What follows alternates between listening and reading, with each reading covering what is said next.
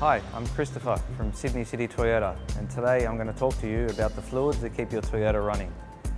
Underneath the bonnet, there are several caps and canisters which house various fluids and waters. With a modern Toyota, likely the only fluid you'll need to replenish on your own is the windscreen washer.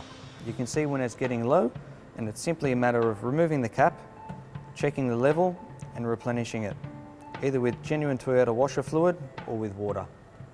These days, engine oil is designed to last between scheduled services.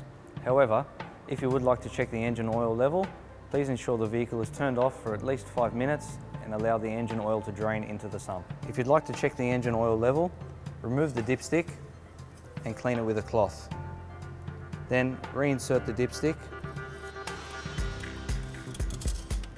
leave it for a second, and then remove the dipstick again, this time checking the oil level on the built-in gauge. If the engine oil level is below the full line, remove the engine oil cap and top up the engine oil in small increments. Ensure you check in between top-ups to allow enough time for the engine oil to enter the sump. This can sometimes take up to a minute. The engine coolant is another fluid you should check. Most coolant reservoirs are translucent, so if need be, you can check the level by backlighting it with a torch. It's very important not to remove a reservoir or radiator cap if the engine is still hot or running, as this can cause major injury. Best practice is to ensure the system is not pressurized by squeezing the top radiator hose.